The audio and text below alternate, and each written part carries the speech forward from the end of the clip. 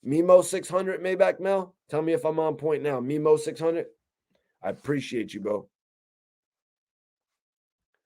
Nate says, I wouldn't sign to Wack. He stays in too much shit. Well, let's talk about that, man, because I was about to go in a little bit. Obviously, y'all know our main event is Pooh Shiesty.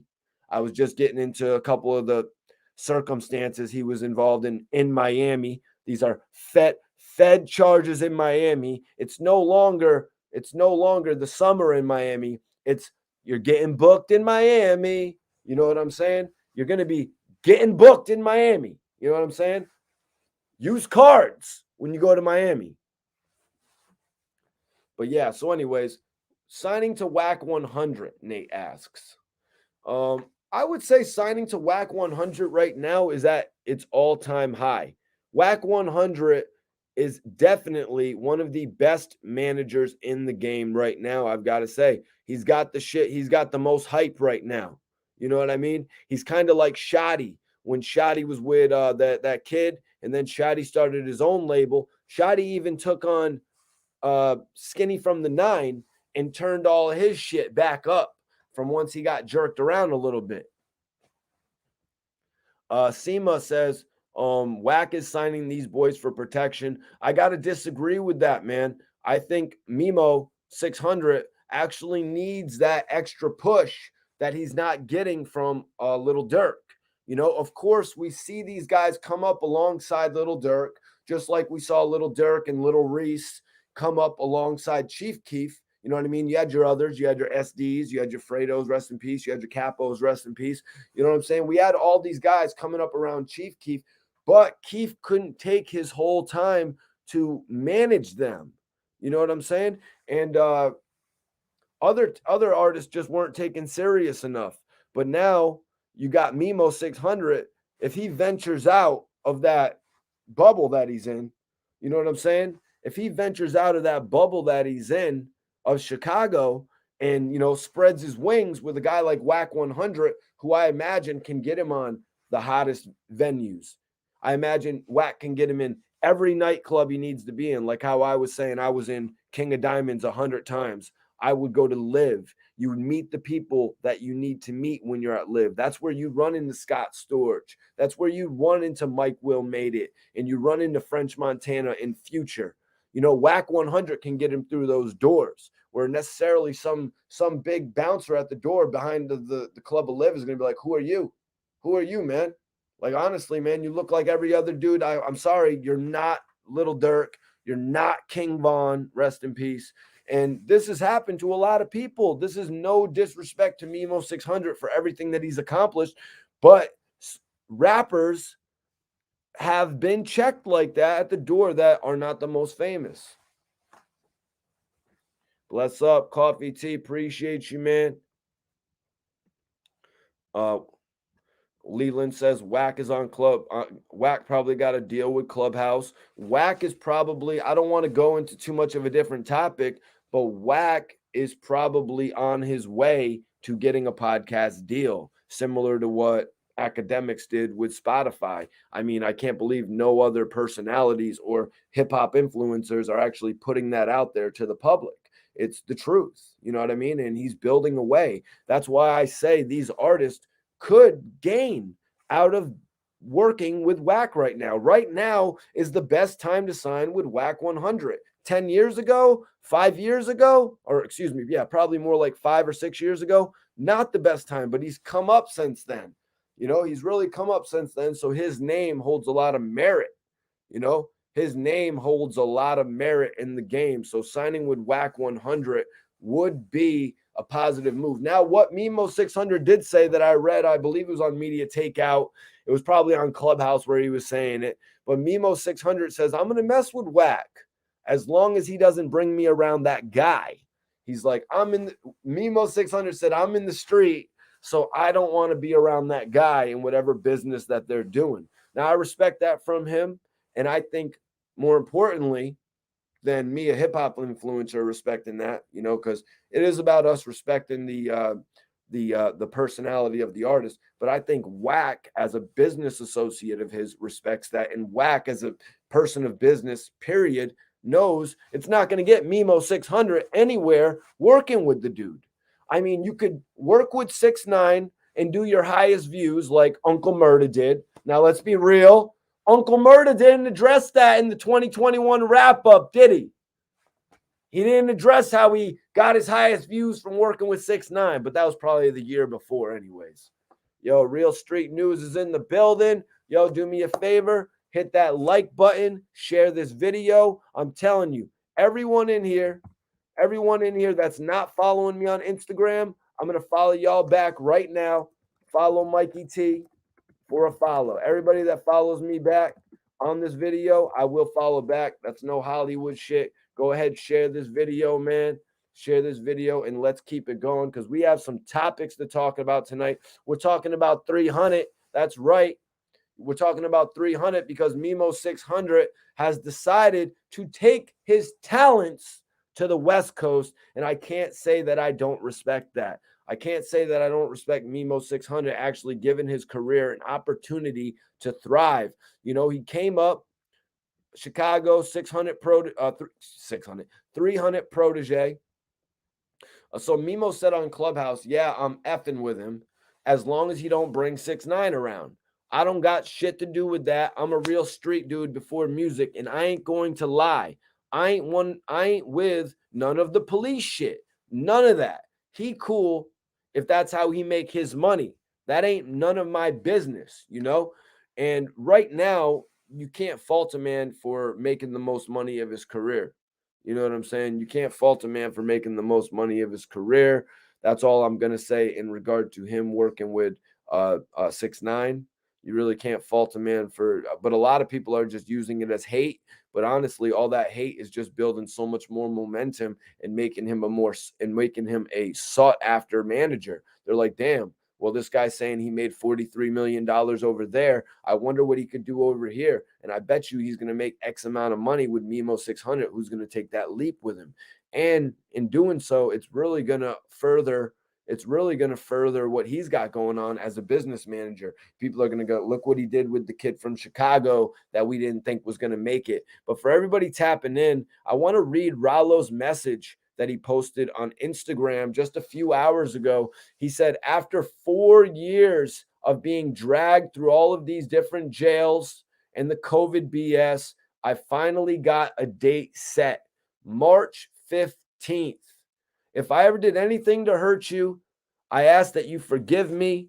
I don't want to walk into that courtroom with no bad vibes. I need prayers for me and not against me. It's some people that love me and need me free. Now, guys, we got about 300 people in here. Hit that like button, share this video, and go to famericanews.com to help Rallo. Rallo has expressed to us, he's really kept in very close, ear to us, posting frequently on Instagram, almost weekly, long messages ever since his incarceration.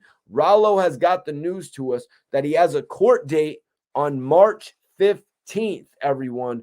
Rallo has an opportunity to go before a judge for the first time in quite a while based on COVID, based on being moved around to different jails. So Rallo actually has an opportunity to go before a judge now, y'all. Yeah, Rallo, CMMG raid.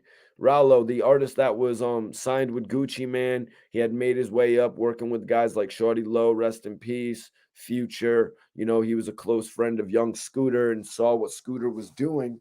So he really started moving on his own. He created a brand called Fam Goon.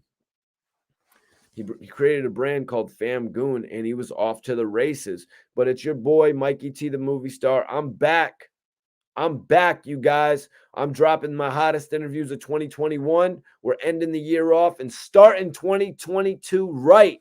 I can't be stopped, you guys. Salute everybody out there that has shown me support over the years. I appreciate every single one of you. I appreciate every single one of you tuned in. Also, if you follow me, which I will follow you all back. It's pinned up right now. Rallo has a court date on March 15th. And Pooh Shiesty, you guys, Pooh Shiesty has pled guilty. Pooh Shiesty has officially pled guilty,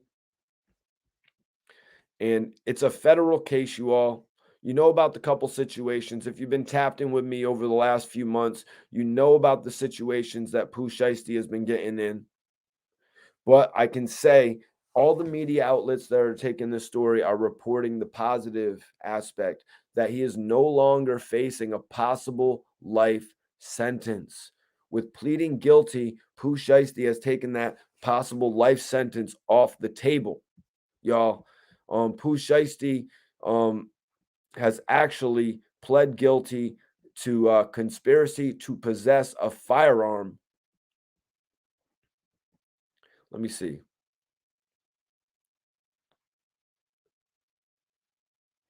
Yeah, he had quite a few charges, you guys. You know, he had like conspiracy to possess a firearm in furtherance of a violent crime, furtherance of a violent and drug trafficking crime. Yeah, some of this stuff was just pretty alarming. You know, when they had said that he had faced four different charges that each carried a term of 20 years, thus putting him up for life. But now he has pled guilty to the conspiracy to possess a firearm.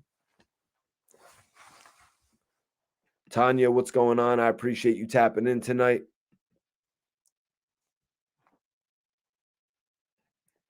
Appreciate everybody tapping in. Definitely hit that like button. You know who it is. I'm your host, Mikey T, the movie star. I've been doing hip hop interviews since 2009. My first interview was with Freaky Zeke. World Star Hip Hop picked it up. I was actually sitting right on the couch with Freaky Zeke. So World Star Hip Hop was really a new platform at the time. So a lot of people out there got it confused that I owned World Star. You know, a lot of people got it confused that I owned World Star, and then just the mass amount of content they put up for me. Some of the interviews with 40 Glock back in the day, talking about running down on Jamie Foxx and, you know, taking Tyga's chain. I had putting up a lot of those original interviews and shit. But yeah, Wack is one of our members. Step forward. What do you mean, one of your members in regard to what? Are you talking about Clubhouse, my dude?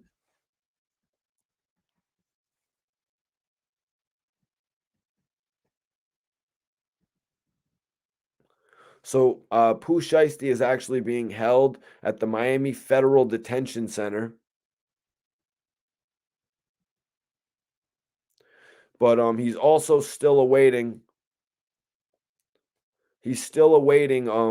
trial on those charges we spoke about earlier, the robbery and firearms charges from that October 2020 incident where him and a couple guys got into that whole shit with the shoes, you know, the whole joint with the shoes and the lean and the weed.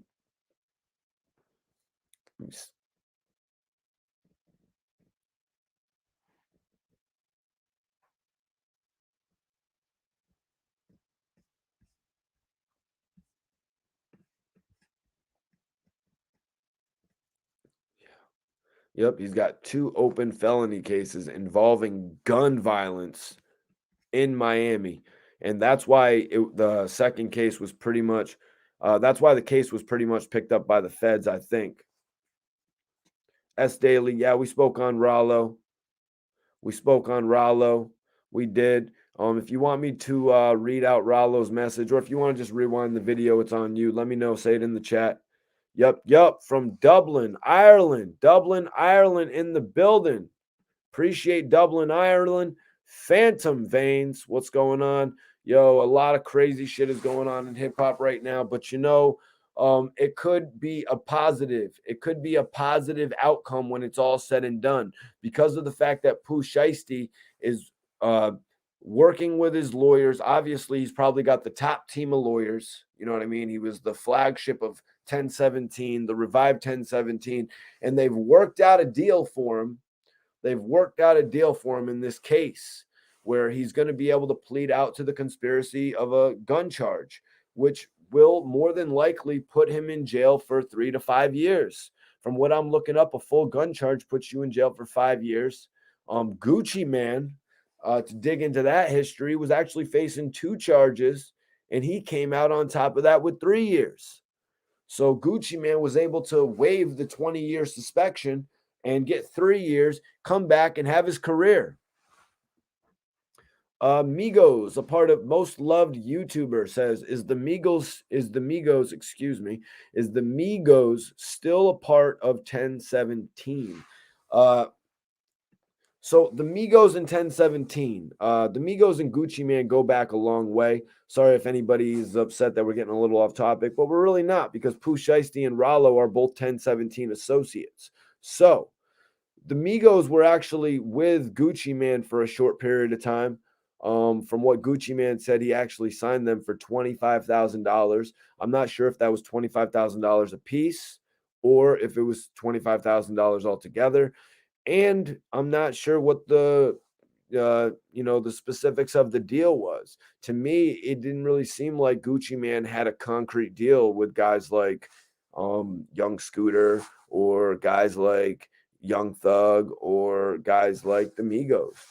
So I think he was really paying them for the one-off projects. He might have paid them 25,000 a piece for two projects, or it might have been for features on his projects. I really don't know, but I could say I'm a little disappointed that Gucci didn't really get the 1017 label set off like he really, should have.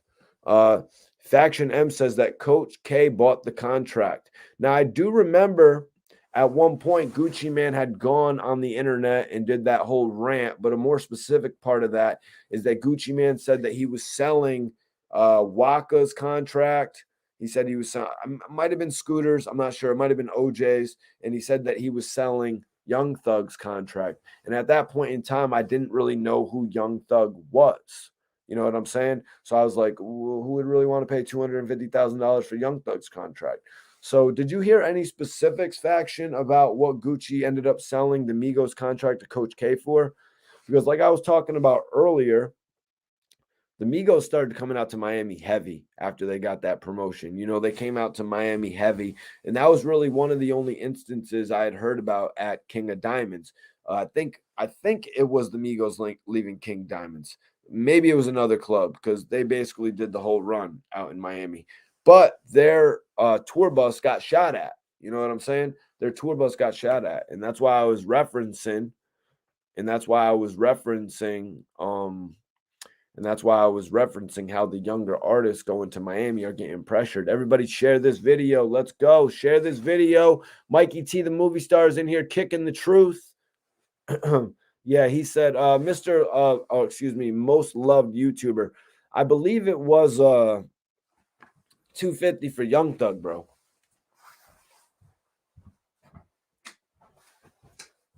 I believe it was $250 for Young Thug, man. I think it was $300,000 for Waka, or maybe more for Waka. Fam, go. Nate says he just really founded all of them and gave them a shot. Yeah, he gave them a shot, but Gucci Man also, Nate, said that he gave them some bread. I want to say it was on the Breakfast Club interview. Gucci Man said that he gave those guys some bread.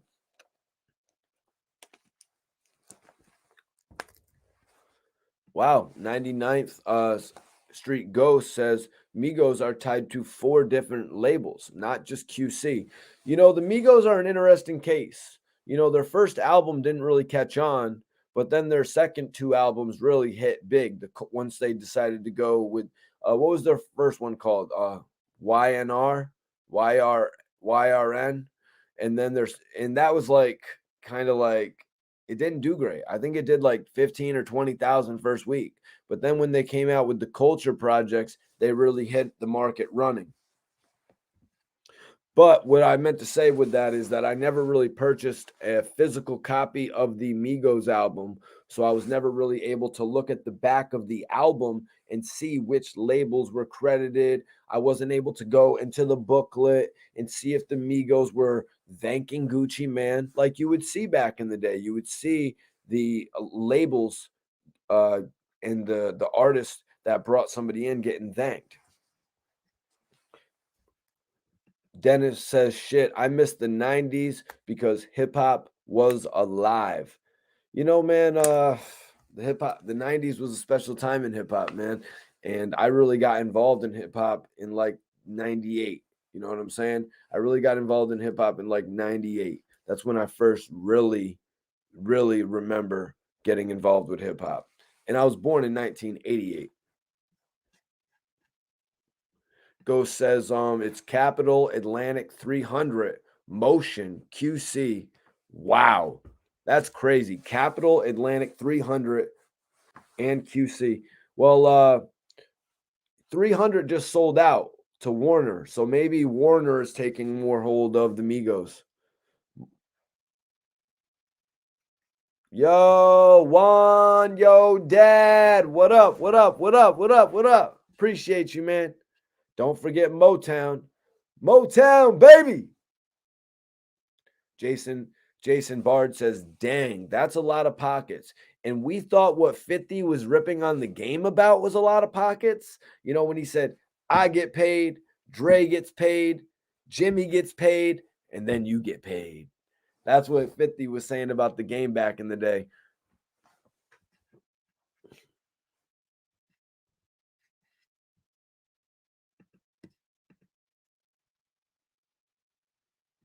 Yeah, Dennis. Yeah, Dennis. I don't know if you're one of our first time viewer tonight, but I pretty much missed the Tupac and Biggie era. You know, although I've gone back and listened to, you know, the majority of Pac's work and, you know, both of Biggie's albums. You know, I actually, you know, when in 95, 96, I was like 6, 7 years old. My first memories are really, you know, like making toy guns out of Legos and shit in kindergarten. But then I got into music a few years later. Jeffrey, what's going on, man? What's going on with you. I appreciate you tapping in, man. I appreciate you tapping in. Tonight, we got the 1017 OTF edition of the Mikey T, the Movie Star podcast. We're talking about 1017 rappers, Pooh Shiesty, former 1017 rapper Rallo, hopefully coming home. Rallo has a court date scheduled for March 15th, you guys. So that means Rallo is going to be going to court in just over 2 months, 2.5 months. And at that point, Rallo will have been locked up for just under 4 years, you guys. Rallo would have been locked up for just under 4 years. So I'm hopeful that he will be coming home on that very day. Jason, well, from what I read before or heard Rallo post about is they offered him 7 years. He was offered 7 years more recently. Back in the day, a number of years ago, probably 2019, right off the bat, 2019, I want to say, they offered Rallo 5 years. Rallo did not want to take that time. Rallo did not want to take that time because at that point, it would have put his homies in jeopardy. It would have put some of his associates who we really don't know. You know what I'm saying? It's not like I was explaining with GS9.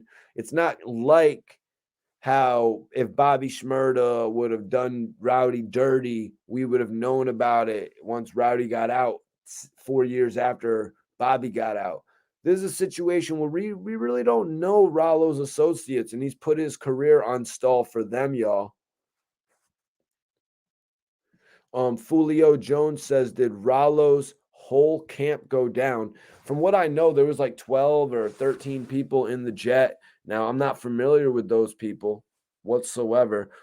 Besides one, a Dunky Wild or something like that. I'm not too sure of his name, but Rallo said he wants to forgive Dunky. We're not really going to get into that today because in Rallo's message, he wants to keep everything peaceful. He wants to walk into the courtroom with a positive demeanor, a positive spirit. And I got to say, I respect Rallo for that because that's going to be the best way for him to come home in the quickest amount of time. It's not like other artists that we've heard about getting in trouble in jail for like what Bobby Shmurda had a shank in jail, I believe, right? Bobby had Boosie got caught up bringing shit into the jail. Max B smoking weed in jail. I don't believe we've heard anything like this when it's come to Rallo. He's been behaving himself behind the bars, and you know that's got to play a factor in what happens on March 15th. And if it doesn't, then you really got to just question the system. It's like this guy is sitting down on some political prisoner type shit. Now let's look at the factor of the marijuana. You know, years ago they brought it to the case that in several states, 40 states, 35 plus states, probably all the states now, with the exception of a few. Some states are late on the marijuana shit. Uh, Flying marijuana is legal in 36 states where people were doing exactly what Ralo was doing. You know, if Ralo was really still out of here, he'd probably have a whole shop set up, probably be working with Burner. Salute to Burner, man, for the whole cookies brand. You know what I'm saying? I hope everything's going well for Burner. You know, I know he's going through some shit right now. Cousin Todd, rest in peace, introduced us at one point. He had done a little bit of work too with my guy AG Cubano from out there in the Bay, man. Yo, Dennis, appreciate you tapping in. Max B was in the prison for Newark, New Jersey, and Trenton, New Jersey is where I'm from. Yeah, man, I actually did two interviews with Max B in 2011 and 2013. Yeah, RIP Cousin Todd. RIP Cousin Todd. Mad YouTuber says most weed sentences are getting overturned. So we got to look at both aspects today. Now, Pooh Shiesty is still facing other charges. Charges I think he's going to undoubtedly beat, but he's pleading out and it's putting him into a point where he's going to be sentenced. He's going to get a manageable sentence, which means he's going to get to come back to his career. And I got to think that Gucci Man is a part of this because Gucci Man has been through the same thing where his career was almost taken from him. And, you know, it could have been a mistake. It could have been somebody or it could have been Pooh just thinking he was protecting himself. You know what I'm saying? But when you're in that position, you know, you got to really focus on those guys to protect you, man. You can't be putting yourself in jeopardy. You know what I'm saying? Even at the end of Get Rich or Die Trying with 50 Cent, when he was going out to perform, he still had Terrence Howard take care of the villain, Majestic. You know what I mean? And he went out to perform. Like, come on, it's like 50 been teaching dudes. I mean, he sold Animal Ambition for Bitcoin. 50 has tried to teach us through his musical ambition. Yeah, Dennis, weed is pretty much legalized in most of the states here in the Northeast. You know what I'm saying? In most of the states here in the Northeast. Only thing is, Rallo was in Georgia. I remember being in Florida, and they weren't really getting all that relaxed on their marijuana laws. I'm not even sure what it is to this day. I'm not even sure what it is to this day in Florida, but I know they don't play when it comes to that Mary Jane. You know what I'm saying? I know they don't play. I remember one of my guys, you know, got hit up for driving through Arizona. Some of these states don't play when it comes to those laws. The whole flying back and forth on a jet had become popularized in the last few years by the artists. It was like the cool thing to do. You know what I mean? Why are you flying commercial airlines? Why aren't you flying on a jet? You know what I'm saying? Some people were even Uber jetting it. You know what I'm saying? I guess. What up? What up? What up? What up? Nah, nah, nah. I'm not from Jersey, bro. I'm from Connecticut. I'm from CT, right at the border of Rhode Island, though. Like the CT Rhode Island border my whole life. Yup, mad YouTuber. Airplanes make it federal. Yup, airplanes make it federal. And them boys were watching. Them boys were watching Rallo. Just like them boys were watching Pooh Shiesty. And when Pooh Shiesty was locked up, they took those charges and they made them federal charges. And that's why he's sitting in the Miami Federal Detention Center.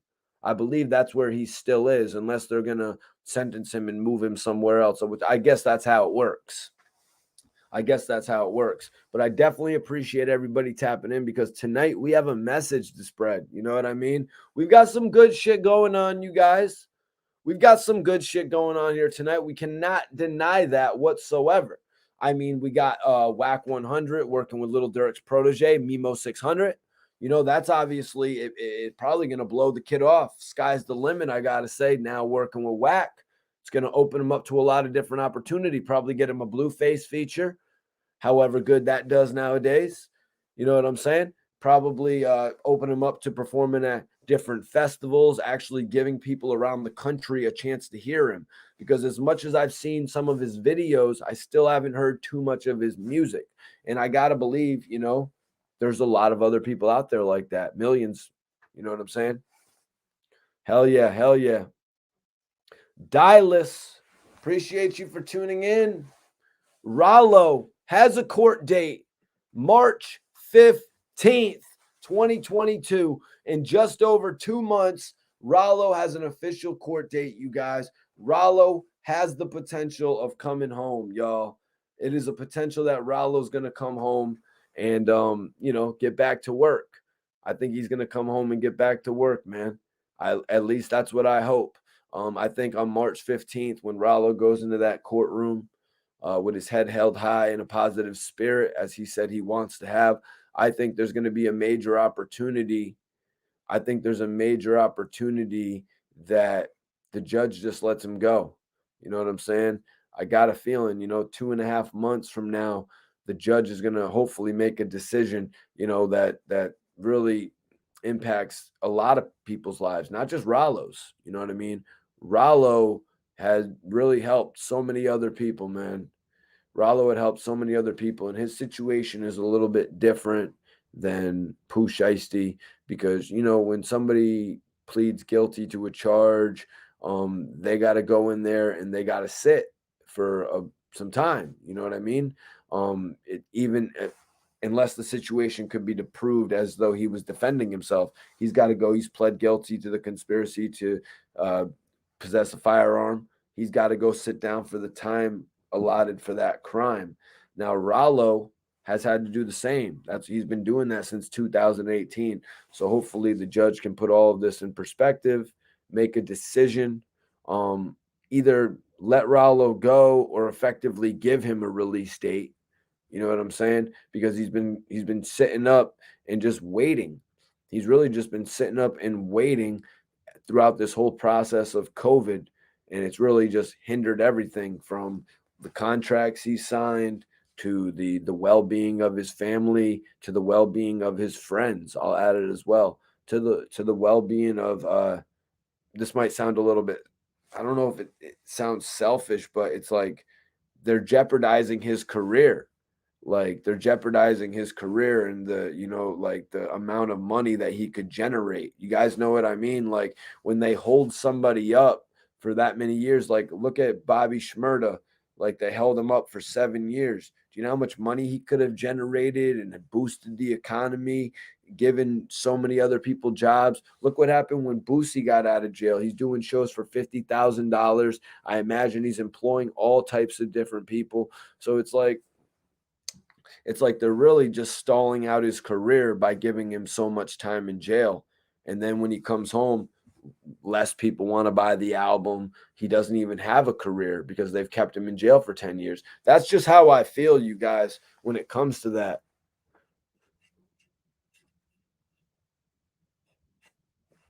Let's see. What's everyone saying in the chat? What's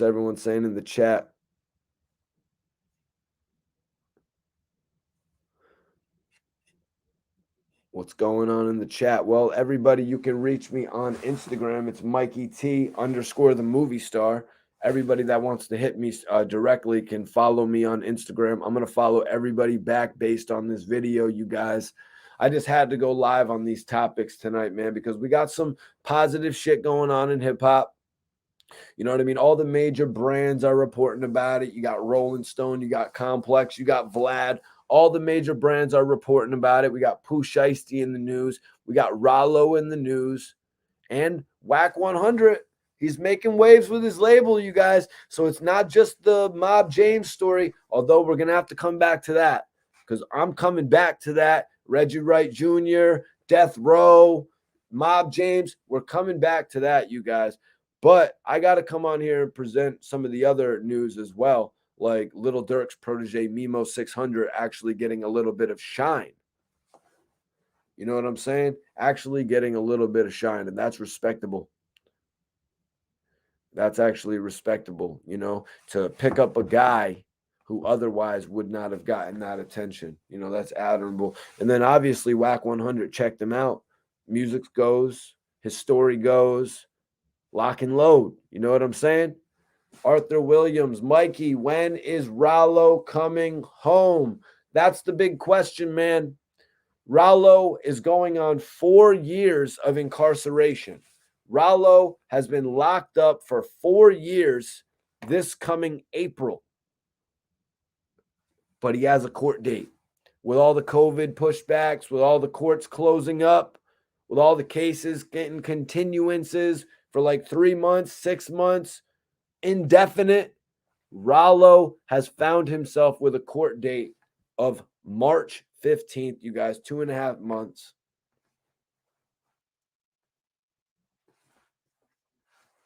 Yeah, everybody on here, hit that link. It's pinned. If you follow me on Instagram, I'll follow y'all back right now. Everybody that follows me based on this video, I will follow you back. I need y'all to know, like, I'm the hottest one doing these blogs. I'm the hottest one doing this hip hop news, guys. I got this shit on lock right now. I've been doing it since 2009. I set the blueprint for this shit. I'm just waiting on the big company to come and jump behind me. Until that happens, I'm cool doing it independent. I'm just being real. I feel like Max B after he left Dipset. I'm doing so damn good. I'm feeling so damn great. You understand what I'm saying? Like, I found my wave.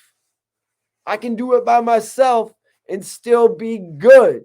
But once that big company comes and they put up that shit, we're taking it to the whole next level. And you want to know what's going to be so much better about that? It's the relationship that I've already developed with these artists. Because when they put me in that building, and the Sirius Radio, Shade 45, Barstool, Gilly, hook that shit up, big brother. You know what I'm saying? Nori, Revolt, you know what I'm saying? Whatever, Joe Budden, whatever it ends up being, a lot of the artists that come on the show, they're going to be like, oh, damn, I remember Mikey T when he was getting it through the mud. You know what I mean? I remember Mikey T when he was getting dragged through the dirt. I remember Mikey T when he was driving hours on end just to get the interview. You know what I'm saying? Because that's what I did my whole career. Blood, sweat, tears. You know what I'm saying? Let me think a couple. I told you guys I missed out on the Rallo interview. I don't know if you guys were tuned in earlier, but I had a Rallo interview set up, and it was actually going to be right before he went to the Breakfast Club with Birdman. It must have been. Or it must have been before his Hot 97 interview. He was doing a whole series out in New York, and I had to be up there at like 7 o'clock in the morning, 6 o'clock in the morning. So that means I had to start driving from my crib at like 3, and I got into an accident trying to put on for my career. Nothing's going to stop me. I didn't get on here and just bitch about that shit. I kept on putting out hits on the internet. I didn't get on here and bitch about that shit. I kept putting out hits on the internet. Unintentional flow. But yeah, guys, Mikey T, the movie star, man. Whether it's Adam 22 or DJ Vlad or whoever gives me a position to grow, you know what I mean? Or I'm just going to keep doing it like this. I'm down for the independent grind. Like I said, I feel like Max B in 09. You know, that's how I feel. I feel like Max B in 2008 because my paper's straight.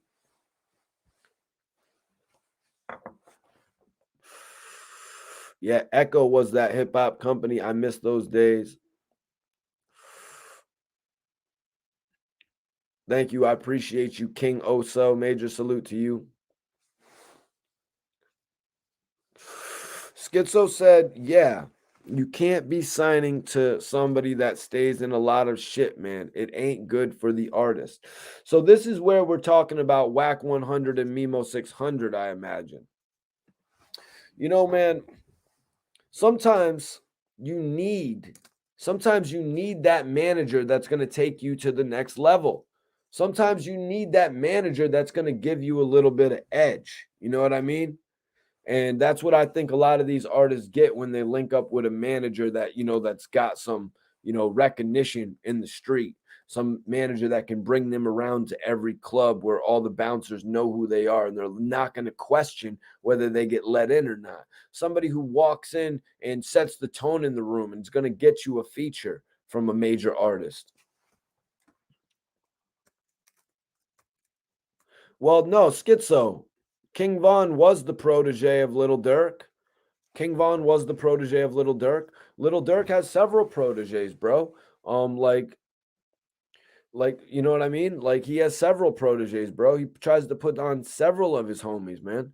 You've probably, if you follow Lil Durk on Instagram, you would know he's always making sure to at his homies that rap. And he's always even if you've watched all of his interviews, sometimes he brings guys up to do interviews, not just King Von, King Von, King Von was one of his proteges that excelled onto the platforms that mainstream artists go to. King Von was one of his artist proteges that excelled. Yeah, he put on 20 or more people. He was, rest in peace, Chino. That was another one of he wasn't a rapper, but he was a protege of Lil Durk. He was a manager. And at this point, if Chino was still with us, he would be one of the hottest managers in the game. He's the one who initially linked me up with Lil Durk to do an interview. I don't know if you guys watch and know that, but I've actually done interviews with Lil Durk. I've actually been at video shoots with Lil Durk, the Paranoid remix, when French Montana put Lil Durk on the record with French Montana, Rick Ross. You know what I'm saying? I actually was there. You know what I'm saying? Like, I've done interviews with Lil Durk. I don't just come on here and talk about people like that. A lot of the other bloggers out there have not actually met these people. Like, I was supposed to interview Rallo. I've interviewed Lil Durk. You know what I'm saying? I've met people that were with Durk that he was showing a better lifestyle. You know what I mean? Like, I do the same thing for the people who come out with me.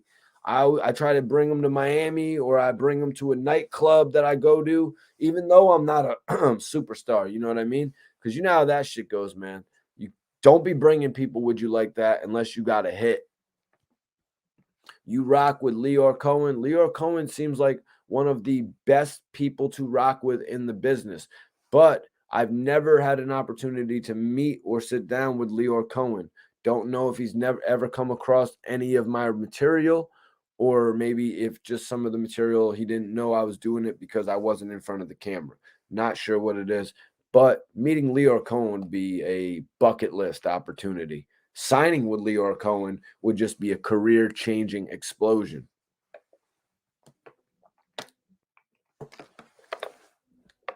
Appreciate you, Jason Bard. OGK Experience says, at the time of King Von's death, he was way hotter than Lil Durk, similar to French and Chinks being hotter than French before his death. Real OGK says that. Well, let me break it down.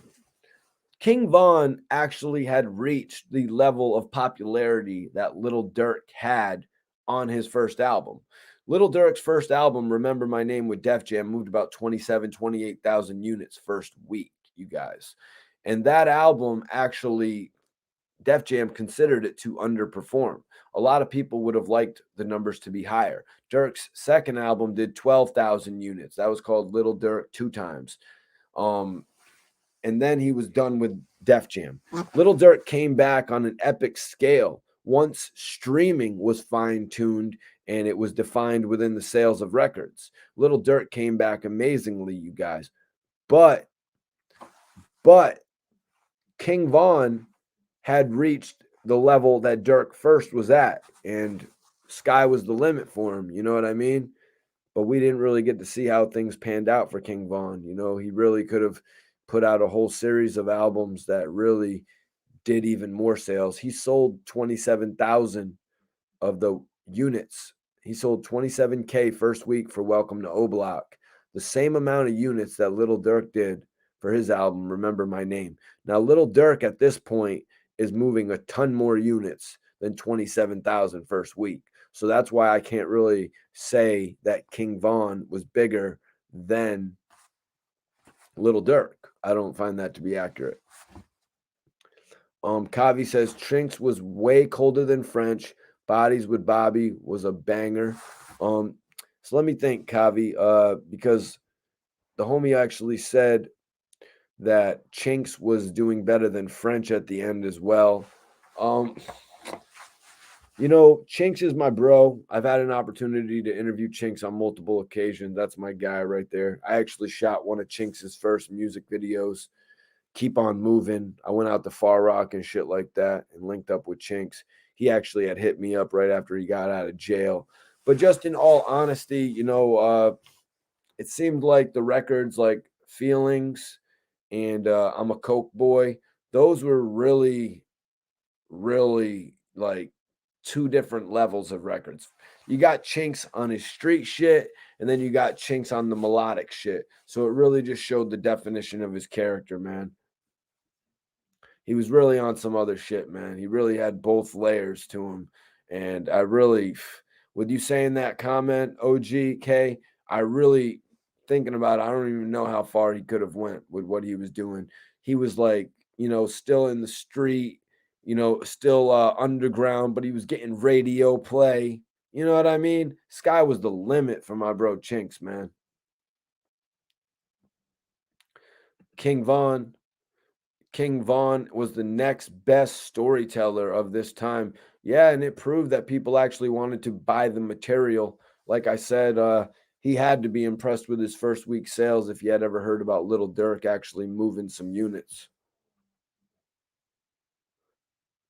Yes, Brady has destroyed your team. This is a stream about hip hop, covering a few topics tonight. We're talking about Pooh Shiesty pleading guilty, Rallo potentially coming home since he got a new court date of March 15th, and Wack 100 linking up with Lil Durk's protege, Mimo 600. Bunch of different topics, man. And I am the host, Mikey T, the movie star.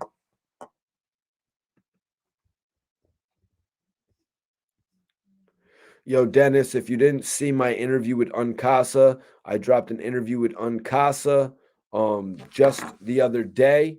It's my throwback from 2021, and he actually tells the story of meeting Stack Bundles for the first time. So anybody out there who hasn't seen it, please put a thumb up in the chat if you saw my throwback interview with Uncasa speaking on Max B and Joel Santana, as well as meeting Stack Bundles for the very first time. Issues that's touchy to. If you haven't seen it, I'm going to post it up right now, but I need everybody to click this link pretty much.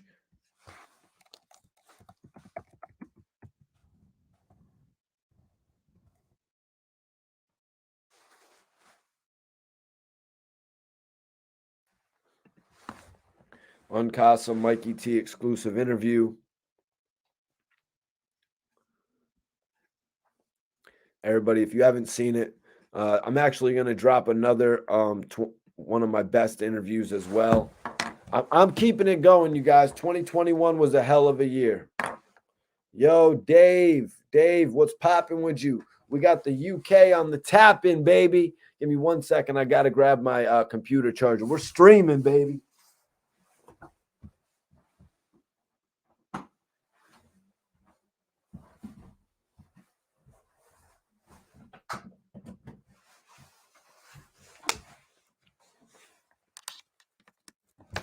Oh, let me see. Well, Cavi, from what Mimo 600 said, him and Durk are cool.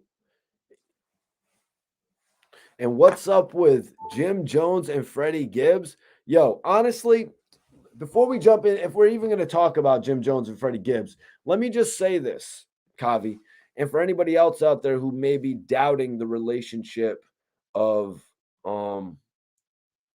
it might be doubting the relationship of Wack 100 and Mimo 600.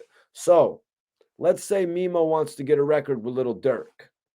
Lil Durk could do the record. Maybe the record doesn't get signed off on. Maybe Lil Durk takes a little bit too long returning the verse or the hook. Maybe the record doesn't get signed off on the label. management from Wack 100, who has a vested interest in this, could get that record signed off on immediately. Wack 100 could reach out to any videographer, put up bread, and then have a vested interest in that single as well. It all makes sense like that. Y'all see what I'm saying? What up, Juan? I got some different things I'm smoking on. I got some of the soap right here, which is a Cookies collab with Seed Junkie. I got some soap. Got a couple different things I'm smoking on tonight, man.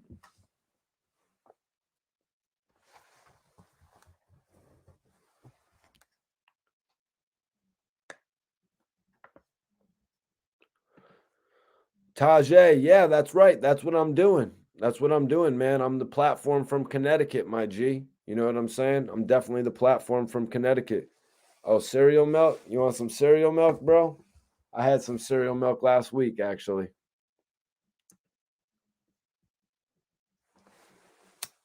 Let me smoke. Let me spark something up real quick. Everybody's saying it's the smoke break. It's the smoke break. Who smoked this? Who smoked the Snoop Dogg? Who smoked that Snoop Dogg shit? Kodak Black wants to battle Jay-Z. Kodak Black actually wants to put up 15% of his catalog.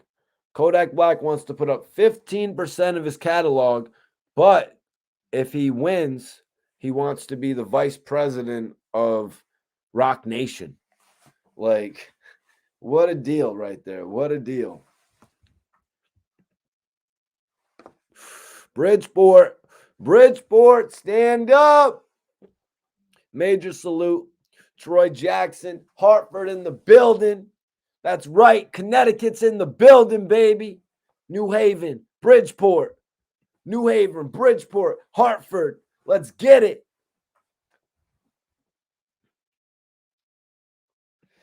Juan says, hey, I ain't gonna lie. When I first heard that Jim Jones and Freddie shit, I was kind of funny when they say how it happened.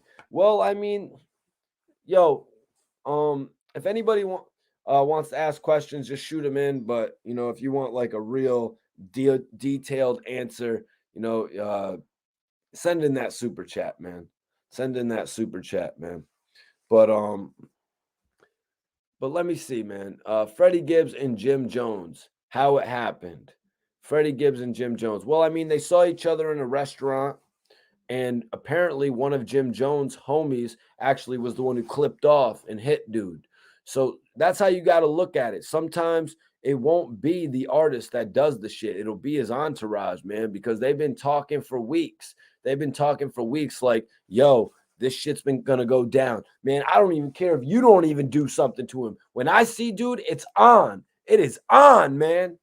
So you got to take it in that perspective as well. The entourage could always be the ones who want to set shit off, and then they could even do it without the artist wanting them to do it. Free Rallo, free Rallo. At Cavi, he valid. Salute my brother Iceberg in the building. Waterbury. Oh, yo, happy birthday, Bella. Bella's birthday, right, Iceberg? Waterbury CT in the building. Okay, Waterbury, you know I love you.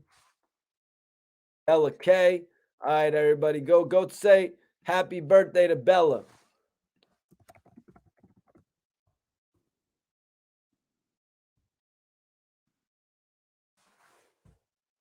Everybody go say happy birthday to Bella K right now. I want everybody to go spam Bella's page. She is a singer. She's got that R&B edge, you know what I'm saying? She's beautiful as well. Yo, Nicole Reyes, what's going on? Miami, Hawaii. You know, I used to live in Hawaii. I used to live in Hawaii for like 2 months. I was like 18. I went to college for a few months, and then I dipped out and I moved to Hawaii for like the summer. You know what I'm saying? I had to get out. I had to get out of Connecticut, man. This shit was burning me up. You know what I mean? This shit was burning my head up. I was like, yo, I need to get out and free my mind. So I went out to Hawaii actually, and I was living on the Big Island for like 2 months, and I lived and I went over to Oahu as well. Yeah, I went to Hawaii for 3 months. I went for the summer. I had to get the hell out. Yo, salute, Stuart. I appreciate you tapping in. Major salute to you, man. Appreciate everybody tapping in tonight, man. Free BG. That's right. Free BG. I actually had an opportunity to interview BG before he got locked up. You know, I was with BG in Miami, actually, and BG had a blunt that was like that thick. I shit you not. And BG passed it to me. And I tried to give it back to him. He's like, nah, man, nah, that's you. So BG left me smoking up on this big ass blunt. Nah, Juan, you got to go to her Instagram and wish her a happy birthday. Yeah, it's expensive as hell over there. Um, Not on this one spot I found on the Big Island though. I was cooling. I knew this dude who was growing weed. You meet people out there. You find the best people to buy bud off of. Also, there was a movie theater out there that was only $1. You know what I'm saying? It was cool. Nicole says she lives in Oahu. Yeah, I was out in Oahu for a few weeks as well. You know what I'm saying? And then I flew back to Connecticut. I flew my ass back to Connecticut. Royal King in the building. Salute. Hit that like button. Share this video. I had to go live mid-afternoon. You know what I'm saying? We had to turn it up, man. We had over 300 people in here. I think that's because we was working with the 300 affiliate, where we was talking about the 300 affiliate, Mimo 600. You know what I'm saying? Divide 600 by 2, you got 3. Let me see. Let me get this right. Okay. Let me see. Mikey. Okay. Okay. Mikey, show Minneapolis, North Side some love. Got the fellas here listening. Hell yeah. Major salute to Minneapolis. North Side. North Side, though. Salute to the north side of Minneapolis. And Kavi, man, I appreciate y'all listening to the stream tonight. That's really what I do it for, man. Sometimes we got to come up here and we talk about the hip hop news that is just, consuming the community. You know how we are, hip hop as a community, man. We jump on the hip hop websites. That's how I really got started with this thing, dominating every single hip hop website with my hip hop news. And now I'm just in a position on YouTube to come on here and talk about it with all of y'all. You know what I'm saying? And really get to the bottom of it and really explore different people's thoughts. That's right. That's right. Shout out Minnie, Northside. Minnie, Northside, baby. King Oso said, shout out my slump from the, I don't know what that says, brother. I can't read it, but I appreciate you for tapping in, my G. Royal says, Wack signed homeboy Mimo. Well, man, Royal, what do you think about it, bro? What do you think about Wack opening it up to, one of Lil Durk's affiliated artists, one of the proteges of Lil Durk? You know what I mean? Look, I look at it like Mimo 600 really couldn't get off the ground in a lot of ways. You know what I'm saying? I really looked at it like Lil Mimo couldn't get off the ground in a few ways, and now Wack 100 is going to be able to take him to another point of his career. Salute to Bella K. She's actually in the chat. Bella, post up your IG and shit so the people. I already posted it. But Bella, we appreciate you for tapping in. Major salute. Happy Cake Day, Bella K. Everybody wish Bella a happy birthday. Go follow her on the gram too. Yeah, Royal King. Royal King, he is doing well right now. Only time can tell. Only time can tell. But, just the fact that he's picking up an artist says a lot. Because a few weeks ago, we had heard him speak on how he really wanted to come up with his imprint. I'm not really sure what his label's called. No disrespect for not knowing what his label's called. I really didn't know what artist he had, other than the affiliation with Blueface, when he picked Blueface up and they got that major deal, starting Cash Money West. Who wouldn't have, respected that? I haven't read any headlines about Mimo 600 signing to Cash Money West, though. So, but that would be a good look. That'd be a good look, man. Let me see right here. I think it's good, especially if him and Durk are still cool. Now Wack has Chicago. Mimo and Durk have the West Coast. Durk has the South. It's a good move. Yeah, in 99th, you were probably in here when I said it earlier. But I think we've seen what happened with Chief Keef going to the West Coast. You know, it's only got him richer. So Mimo 600 linking with a West Coast OG, I think it's only going to do him, I think it's only going to do him wonders. Vanguardian TV is in the building, but we got my co-host Bon Simmons about to tap in. Just give me the thumbs up when you're ready, my guy.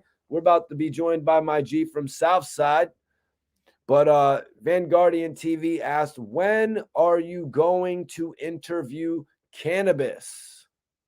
Very interesting question right there, man, because I was looking back today at my interview with, I was actually looking back today at my interview with Mike Geronimo. I don't know if you guys saw that. One of my dopest interviews from 2021. Might have to put it as a part of the releases, man.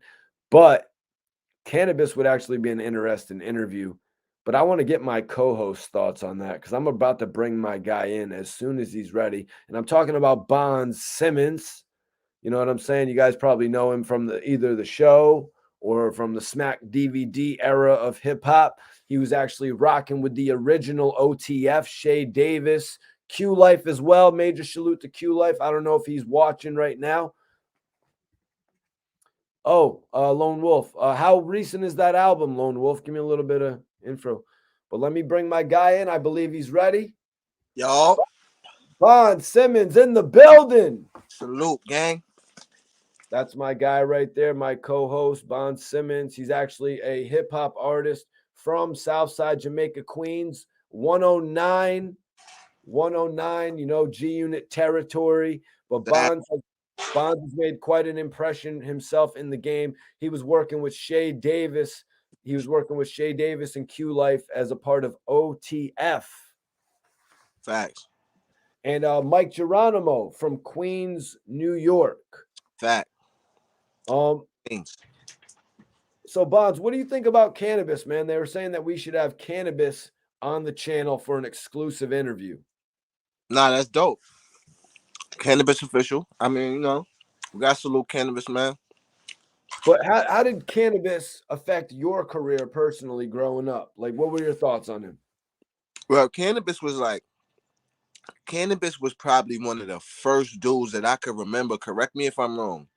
But he was the first dude rapping the way he was rapping. Right? When he came through, I think it was a Lost Boys song? Something he snapped on. And remember, we didn't have, in them like late 90s, we didn't have as much, media coverage of hip hop. So when you snap on a record, equivalent to like going viral, like he had like a viral verse. You know what I'm saying? Are you talking about Music Makes Me High? I don't think I know what you're talking about. Maybe that's not the one. It was a feature. It was a feature on somebody's joint, and he snapped, and that's where like he made his name anyway. But it was crazy, like you know what I mean. So, was it Beast from the East? That might have been it. That might have been it. I was a little kid, but like I was really into hip hop. I was in the bars. I was writing and all that. So, it was impressive, and it was just like it was through. I did like they put in the sauce and all that. When you have it, the verse was crazy. It was viral. It was on everything. So, but that was kind of short lived because he had the thing with LL. But I always looked at him. I was in the first time I heard Cannabis rap. I was in awe. I was like from somebody that's writing like this is perfect. Like damn. You know what I'm saying? I just wanted to get your take on that, man. I wanted to see how he kind of, how you felt about that era, point of time when he was coming up. But, we have a few topics today, man. The show's a little bit different today because we have 3 different topics, Bonds. And this first topic I want to touch base on with you is Wack 100 linking up with Lil Durk's protege, Mimo 600. Yeah, I heard about that. What do you think about Wack connecting with a Chicago artist? Because we had just heard him say that, he was, I don't know if you heard it, but he was saying that he has an imprint and he's coming up on the rear of TDE and Empire with his label. And now, a week or two after that, he's making a connection with an artist, Mimo 600. Yeah. Wack grinding, man. Wack is he's trying to expand. He's not just trying to be, the internet dude or the background manager. He understands the power of, popularity. So that's why he's salute Eben Films, salute King. But you know what I'm saying? Like he understands the power of that. So he's not just saying things on the internet just to he's clout chasing for a reason. He gonna cash in on his clout. So Right. And I was saying, because a lot of people are asking, what can Wack 100 do for Mimo 600? Let's look at the facts, man. Little Durk can put an artist on, but only to a certain extent. Right now, Little Durk can't really walk that many people through the game. I think he's kind of focused on his own shit. So that's where Wack 100 could come into play. He could do things for Mimo that Little Durk isn't going to be able to do every single day of the week. right, and Wack 100 knows the industry, and listen. All you gotta do is connect them with the entities that's going to get his record and his, name where it's supposed to be. Like it's a simple formula to you know what I mean, to get him hot. So it don't take Lil Durk to do it. As a matter of fact, Wack might be better at doing it. You know what I'm saying? Because certain connections and all that Wack might have. So all he gonna do is put him through the ringer. He maybe could use his own bread, not because Mimo been eating with Durk anyway. So he might be in a position where he could do something for himself. So it ain't true. In another situation, I was thinking, so Little Durk does a record for Mimo 600. He probably has done multiple records for him. But one of the things you're going to need to do is get those records cleared. Right. Just because a guy is your homie, if Bonds was signed to G Unit, like Lloyd Banks type shit. Just because you're my homie, you do every record with me. It doesn't mean Interscope is going to sign off on those records. Right. So Wack 100 could really get a record done with Little Durk, get the record cleared. He probably has the connections to actually get the record cleared so they can even release it rather than it just being something that they can only do on YouTube. He can release the record. Wack probably put a few dollars into the music video, and now he's got himself a real percentage of this song. Right. Because all Wack got to do is have his bases set up right. Like, dudes do videos, dudes do all that. But like, Mimo been moving already. He been messing with Durk, but now he probably will have to, use some Wack resources because maybe if stepping out of the zone, he may not want to use, Durk resources and all that, and then that might cause business lines. Dave Round, salute King, Major salute to you you, King, man. Everybody share this video. Share this video right now. Hit that like button. We're talking about all the topics right here. Wack 100, linking with Lil Durk's protege, Mimo 600, which I find interesting because, Mimo needs that little extra push to make the everyday person know about him, Bonds. He's probably recognized, but he needs that everyday push. Like now they're reporting about him on Media Takeout because Wack 100 is associating with him. Right. You got to establish something like, I heard the name, but I've never heard him rap or nothing like that.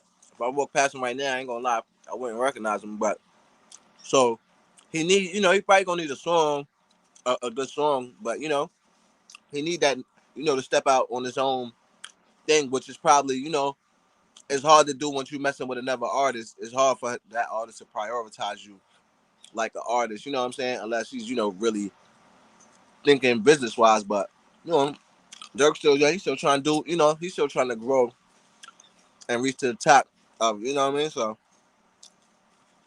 Now, 99th Ghost says Wack is Cash Money.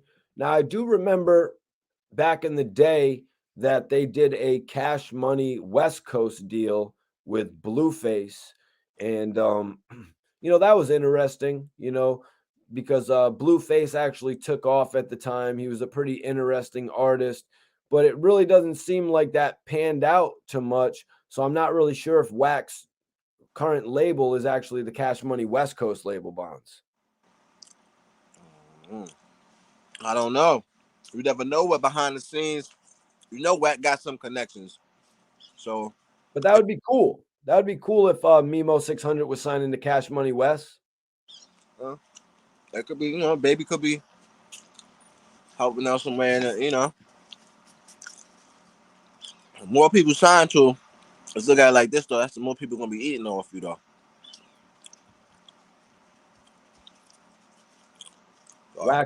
Wack is signed Wack to and E1. Wack is signed to E1. Yeah, Wack probably does have that association still with E1 because of he's released several albums over there with the game. right. Yeah. Yeah, that would be good. It would be good if they had the Cash Money West, but I don't think they necessarily need it. I don't really think they need it. I think Wack 100 pretty much has the association now with everybody in the game to the point where he doesn't even need Cash Money West. He'll make more money without Cash Money West, I think, Bonds.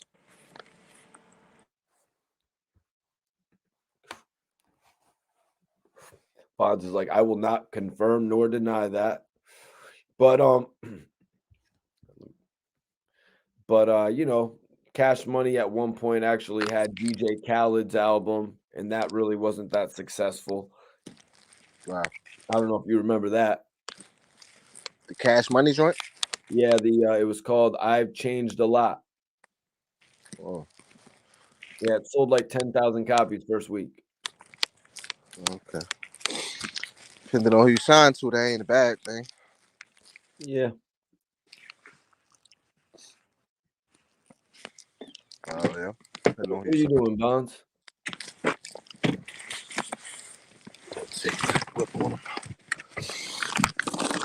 Yeah. Cash Money, 1 billion records sold. Yeah. So another topic we got is Rallo. Oh yeah, free the men, free Rallo, bro.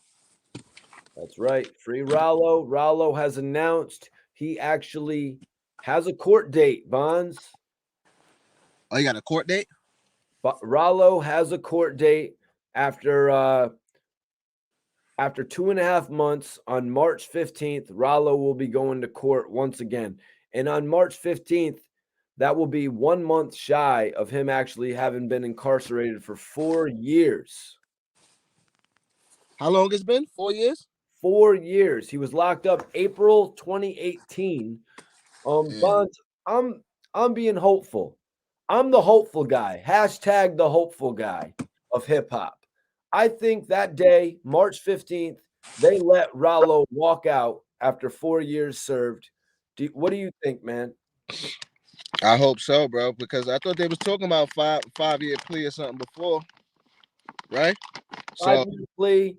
If they give him a 5-year plea, does he walk out in 4 though that day, or they say you got to go sit for another year? Yeah, now like 8 months to be a year. 8 months, so it's like, here's the what? They should 40 up.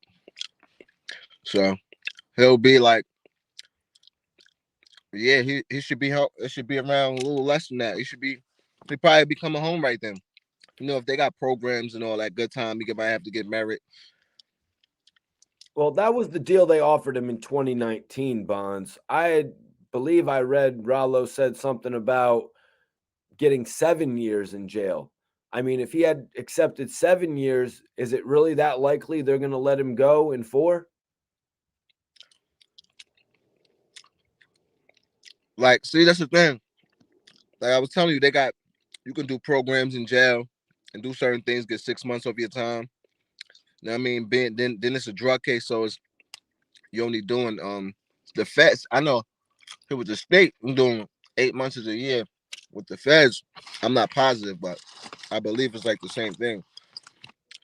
So that will put him at, that will put him at the 8 months for those years. That'd be what, 8 times 7, 56 right there. That'd be 56 months. But and then if you do programs in there, get 6 months off, do some school joint, get a year. I mean, little things there and there. Got COVID. I mean, you never know, man. You do anything, man. You can stop getting time suspended and all that. You know what I mean? So let me read this. Let me read this message here from Rallo that he actually posted on his Instagram. As long as I still have it up right here. But Rallo had posted after 4 years. This is probably your first time hearing this, Bonds. Some people in the chat's first time hearing this. Rallo posted just a few years ago. After 4 years of being dragged through all these different jails and the COVID BS, I finally got a date set. March 15th. If I ever did anything to hurt you, I ask that you forgive me. I don't want to walk into that courtroom with no bad vibes. I need prayers for me and not against me. It's some people that love me and need me. Go to famericanews.com to help. That's dope. That's yeah. That's real. Like that's real talk though. Like man, we got anybody like play. I need straight positive energy. Like that's real. That's real. As real as you can get, man. That's as humble as man. Yeah, because Rallo actually had a associate that turned on him while he's been locked up to get some of his time cut. So yeah. So after all that Rallo got offered 5 years, but if he took the 5 years, he would have pretty much left his friends up Shit's Creek. You know what I'm saying? He would have left his friends up Shit Creek. So he decided to continue and fight the case. Yeah. Nah, that's it's honorable. Yeah, sure. But then a couple of his homies ended up turning shit on him. But Rallo's a little bit different because the internet was going wild on this one guy named Dunky Wild or something like that. But Rallo's basically saying like, I don't want anybody to diss Dunky Wild. I just want everybody to forgive him. He's on some shit like that, Bonds, and I really don't understand it. He's like, this guy, I guess, snitched on him, and he's like, I don't want anybody to diss Dunky. Just forgive him. Yeah. Why are you telling me to forgive this guy? Screw that guy. Nah, Rallo has always, spoken of his religion and stuff like that. So, he's with Islam, and he's a Muslim. I'm not a Muslim, but I'm a very spiritual person, so I understand the power of forgiveness and letting things go. And he realized that this hard time has only made him stronger, made him better. And he's not blaming nobody for that, and he don't want nobody to be blamed or no negative energy to come from something that's brought growth and experience into his life. At this point, it's about moving forward. So I'm sure he's displaying that power of forgiveness, humility, and not trying to look, blame nobody, man. So you understand what he's saying. Forgive the Jew. 100%. Yeah. Yeah, because from what I've seen in some film, it's like before you leave jail, you kind of have to acknowledge that you're not going to go after anybody that has done you wrong. And you got to like be accepting to that fact or something. Yeah, if you want to grow, for many, not just jail, if you want to come out on the other side of a bad experience and you want to turn it into a learning experience and you want to grow from your situation in life, you're going to have to accept responsibility and develop an understanding towards that situation. And if you want to go somewhere, bro, you're going to have to be, it's about you. It's not about the person at the end of the day. You know what I'm saying? It's about you being complete and being happy and understanding and not blaming nobody, bro. Because at the end of the day, you put yourself in a position for somebody to do that to you. You know? Talk that shit, Bonds. You gotta be real. And this is the mentality he's going to need to have if he's going to come home and be successful as well. You know, he can't be coming back and doing some of the crazy shit he was doing before, like showing up to Rich Homie Quan's performance with big ass security guys carrying shotguns, or he can't be. And I'm saying in regard to other people, he No, can't that's a fact. he can't be going to the people who he thinks did him wrong and trying to get revenge. He needs to get out and focus, especially if he's going to get out of jail in 4 to 5 years for flying 1,000 pounds of marijuana. He's got to look at it like it's a blessing. Because that was the old Rallo. Remember, he was getting into beefs with everybody and problems with everybody, and that was the Everybody that old had a Rallo. problem with So somebody. he's not trying to make that same mistake. He's not trying to be that same person. Those are the things he's thinking about, probably. Like, I was, you know what I mean? I was doing this, I was confrontation, I was spreading negativity. And you that's why too, that's another thing you thinking like, how did I, you know what I'm saying? If I'm moving right, I'm trying to move it, and you think about where you disconnect with the most high, where you disconnect with righteousness and wisdom was, and where you became ignorant and how you got trapped off, bro. So like that's that old Rallo, those beefs and those problems. So he definitely not coming back out the same way he went in.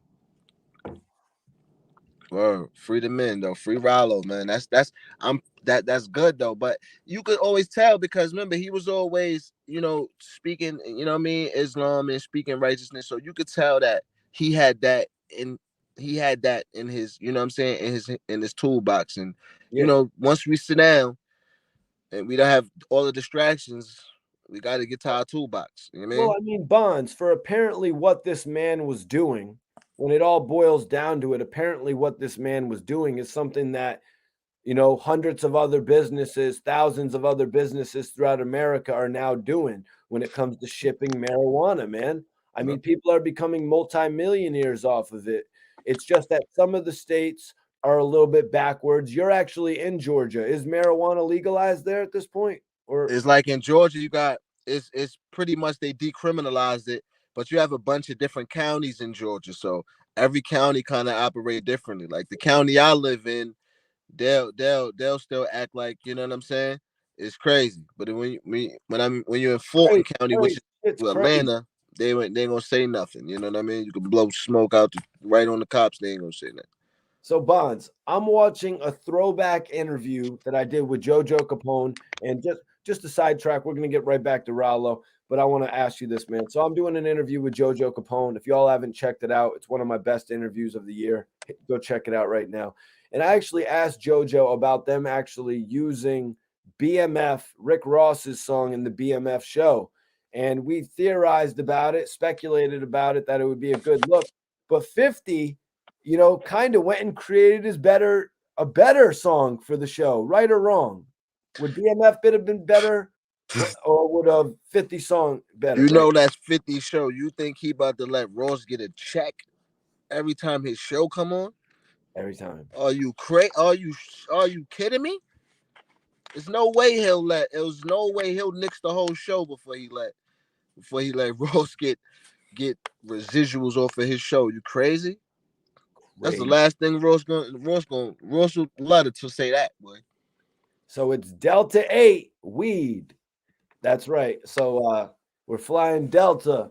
I'm flying Delta with 1,000 pounds. Everybody strap in. So Bonds, man. So March 15th, Rallo's going back to court. He says after all the COVID bullshit that's passed through, he's finally going to get another court date. So Um, what do you think, man? 500 pounds of weed.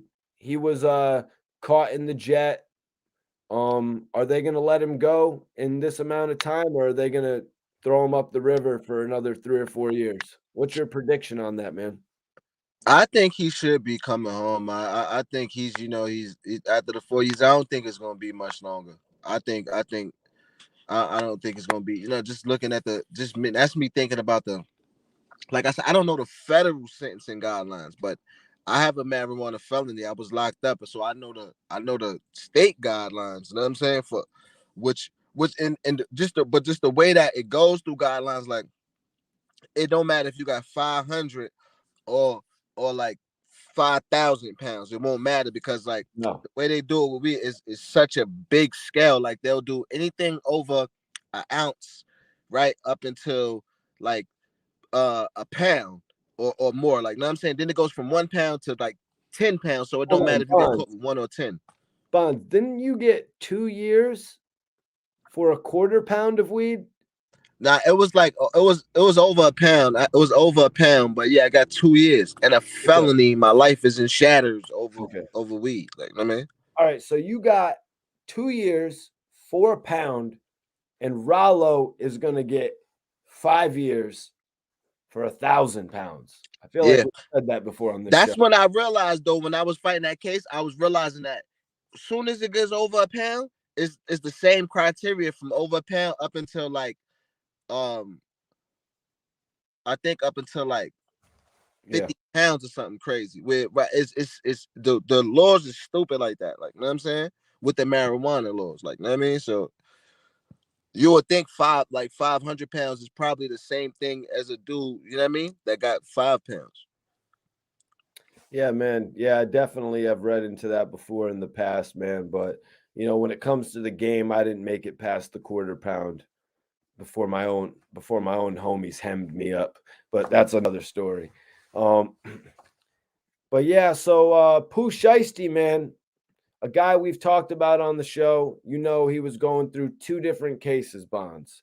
He's going through the case in King of Diamonds where he lost some money. It might have fell out of his pocket. Maybe somebody snatched it, and then he bucked the shot. Somebody got hit in the ass. Oh, no, that might be a whole different situation. But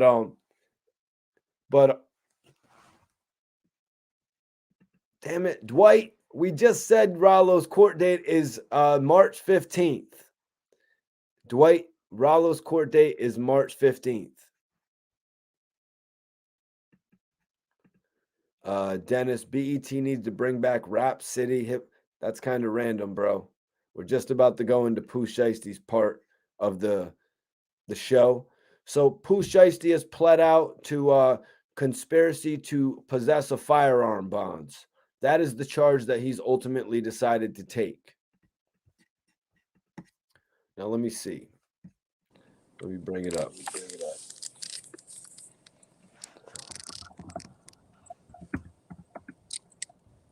Give me a second. Bonds, That's the feds, right? Yeah, it's a federal case. Yo, you got me on repeat. Oh, hold on.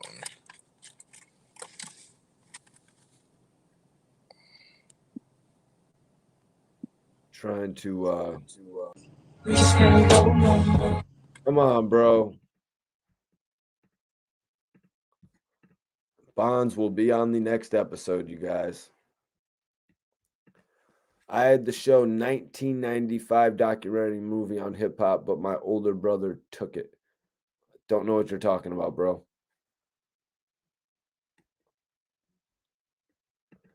Cole Juke, why is y'all worried about the drama of the real? Well, actually, Cole, I don't know if you must be tuning in, but we got a couple positive notes here. Pooh Shiesty pleading out to 1 charge of conspiracy to possess a firearm compared to 4 different charges where he was facing 80 years in jail.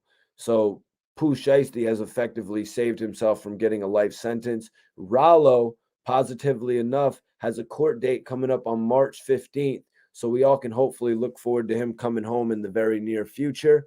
And Wack 100 is linked up with Lil Durk's protege, Mimo 600. So I look at today's episode as being very positive, you guys. I was just trying to bring up those other charges that he had because he's going through a lot of shit. He's going through a lot of shit right now, you guys, and he's still got more to go through. Even though he's getting through the situation, even though he's getting through this whole situation right now, he's still got a lot more to go through, being that he's facing 2 charges.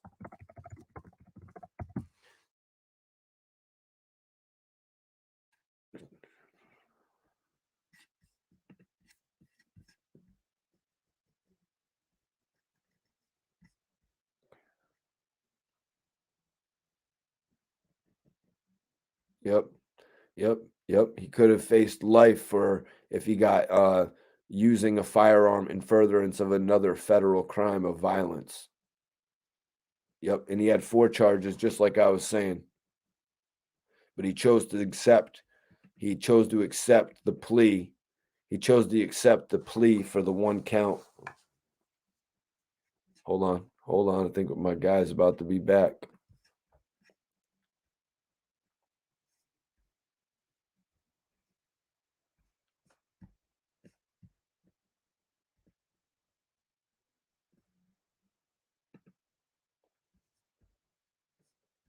Okay.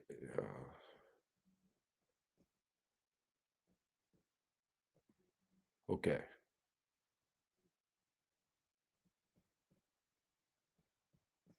Wow.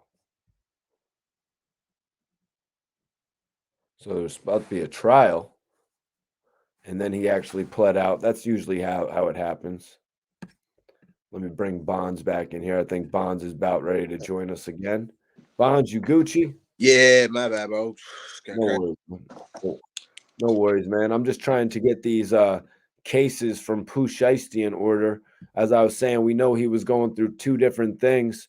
The one incident from King of Diamonds, and then a whole other incident that happened at I believe it was a hotel or something like that when they were gonna go sell him some shoes and shit. Uh, yeah, so his legal woes began in October of 2020 in that whole shooting outside of the hotel. Oh, Oh, the damn. shooting that was caught on camera. The dude got shot in the butt and all that. Yeah. Yep. I was getting that mixed up with King of Diamonds. Right, the King of Diamond. The But yeah, security got shot, I think. So.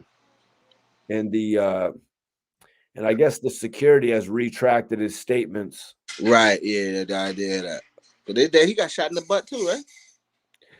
I'm not sure if it was in the butt or the leg. Probably the leg, right? Yeah. Saying Pooh Shiesty. Pooh Shiesty. He's only 22 years old, Bonds. Yeah, young boys, man. Young boys, man. It's sad, bro.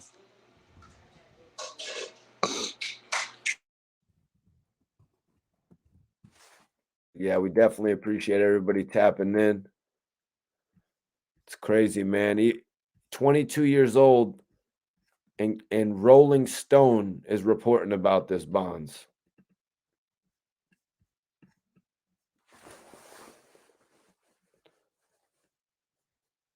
But he's no longer facing life, as I told y'all earlier. That's the positive note here.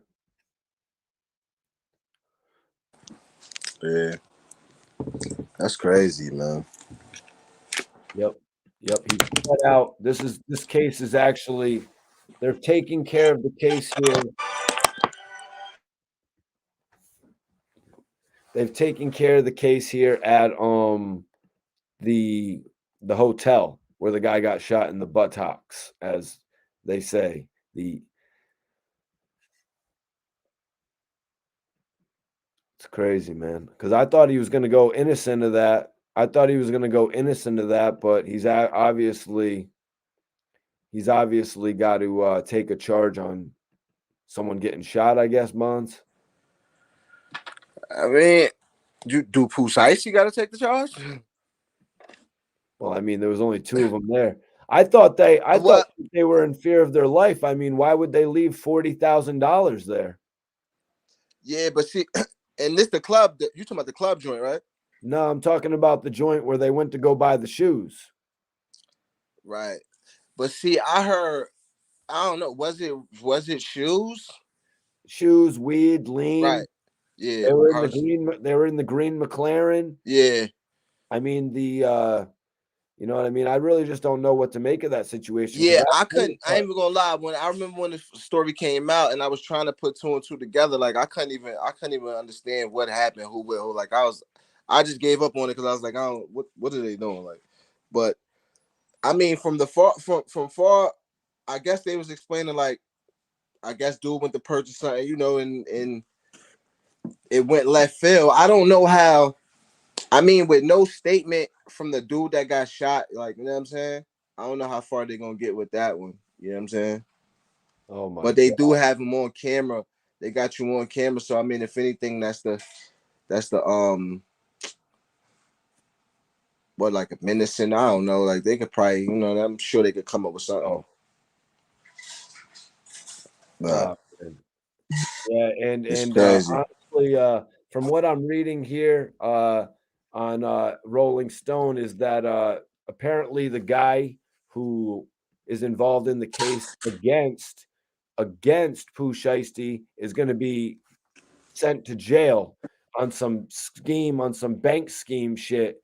So that's probably why they're going to end this case like that and give him a plea deal. But that's the guy who he supposedly shot. Either the guy who he shot or just one of his associates. Because I knew they chased two guys out of there. I know they chased two guys out of there, but I just was thinking totally opposite, Bonds. I was thinking that Pooh Shiesty was in danger. I was thinking that that's the case that they would prove, but they're just taking the damn charge. I guess. I Sometimes guess. it's I better mean, to do that. I mean, because he's facing life.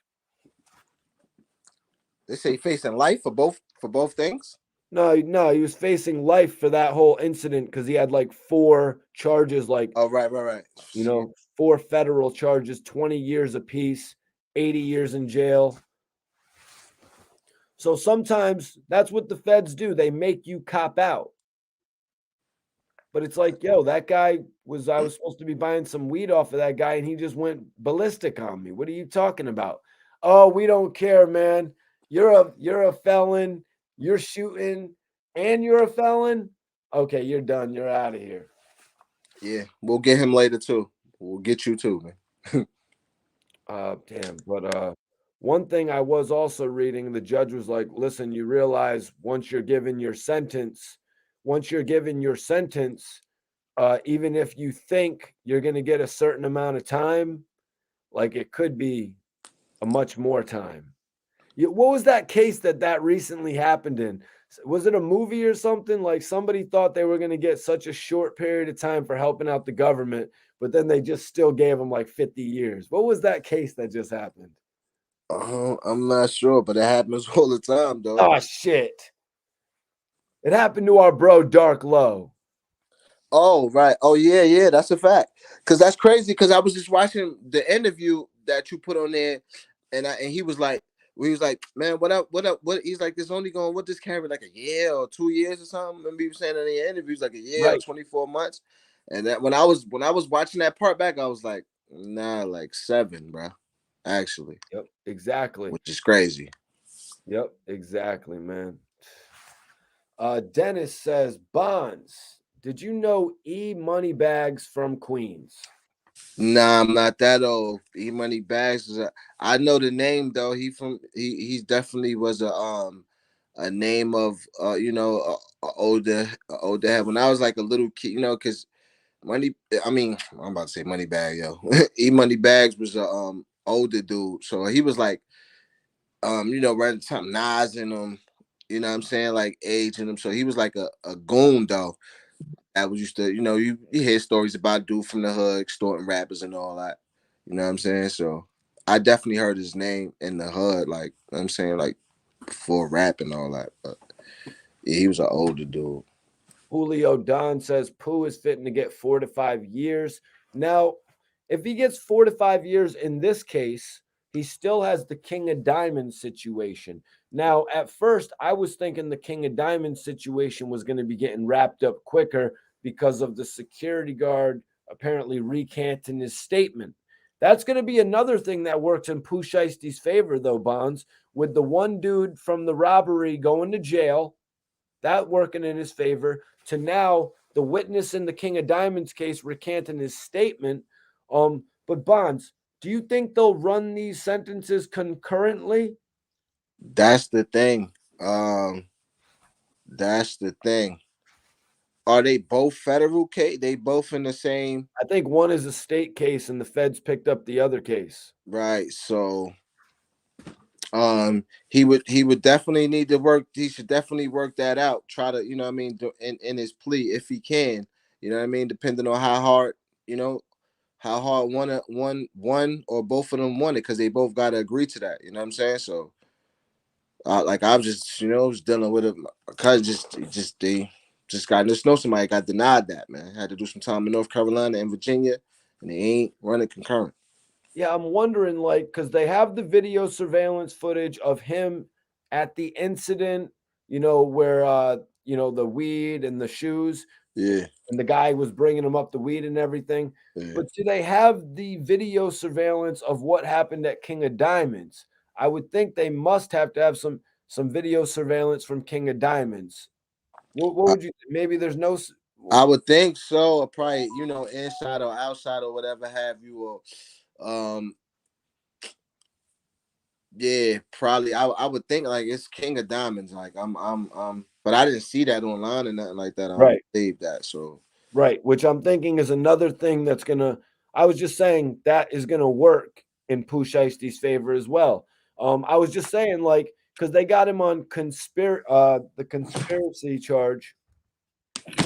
Hold up, Icebox. Salute to Icebox, tapping with us, man. Icebox. Academics had done an interview with some sort of a cop who said that he could be looking at 5 to 10 years. Um, Somebody in the chat just said he's looking at 4 to 5 years, man. We'll have to see what happens with Pooh Shiesty in this sentencing. Sentencing could probably take another 3 months in this case. But now that we got that all straight and figured out which case he's done with, he's officially done with the case from October 2020 in the hotel where somebody got unfortunately shot in the ass. Or is buttocks a better term for that, Bonds? Oh, come on, Dennis.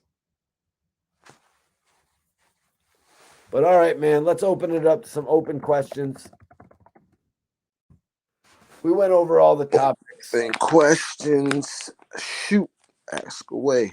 Icebox, Mikey, your channel's fire, dog. I appreciate you, man. When you get news like this, you got to jump online. We went on a little bit early today. Pooh Shiesty, Ralo, and Wack Mimo 600. We had to jump on and talk about this, man. Couple different fire topics. Like I said, we're gonna go back in on the whole situation with Wack and Mob James, Reggie Wright. We'll be back to that, but we got to talk about some other shit, man. Let's talk about people getting some record deals. Let's talk about Rallo coming home, and let's talk about Pooh Shiesty having a little bit of light at the end of the tunnel after all these accusations of him facing life inside of a cell. Man, free the men. Free the men. Right, that's right. Appreciate all of y'all tuning in today, man. It was a lit episode. Bonds, I appreciate you tapping in, man. Nah, I appreciate you having me, bro. Appreciate you, you know what I mean? Showing me love, man. Let me on your platform, bro. My ugly face. Well, Bonds, you got a name that a lot of people remember, my G, and you're still out there making your movement go. Everybody can follow Bonds Simmons on Instagram. He's got a YouTube channel as well, but tap in with my guy and get to know Bonds, because he's open to interacting with all the people, man. For sure. For sure. Rallo coming home. Yes, Rallo will be coming home hopefully this year. He's got an official date, March 15th. He's got an official court date March 15th, and hopefully that'll lead to him walking out of that jail that day. Bonds, does it ever work like that? Like if you have a court date, he has a court date set 2.5 months in advance. Would they let him know before the date? Like, listen, you're more than likely, his lawyer would be like, you're more than likely coming home this day, be ready, or do they not do it like that? Well, but probably if you fighting something, but in his position where he pretty much looking to get sentenced, he would probably know that beforehand because they'd be talking about the plea. They might be offering, what I mean, with the prosecution and the lawyer, they working on like, I bet, yeah, we're gonna take this, and then they're gonna take it to the judge. Then he gotta approve it. So they might do two different court dates. They might do the plea, and then you'll come back for a sentencing. So if you pass the time during that sentencing, then you could be released. Or they could do the plea and the sentencing same date, but a lot of times they do it as separate days. You know what I mean? But would they ever that day would the judge ever just go, okay, you're free to go today? If the Or time adds up, like if if you the time, taking a plea to 5 years and that was sentence you, if it got you time served, maybe it's passed, then they'll probably just give you that time. But that's when is your court date gonna be on the exact day you supposed to have came home, or if it'd be over, they'll just give you time served. You know what I'm saying? Then let you go home that day. But you would still have to take a sentence though. You know what I'm saying? So you would have to get sentenced, take that sentence, and then the time has already carried out, so then you would be released from the jail. You would have to go to jail and be released though. you You're would not have to going go from the back. court. Yeah, you got to go back to jail and be released through the jail. Okay, you're not leaving from that courtroom. Nah, not unless you beat a trial or something. Then you leaving from the courtroom. Okay, all right. Yeah, that's what's up, man. That's what's up.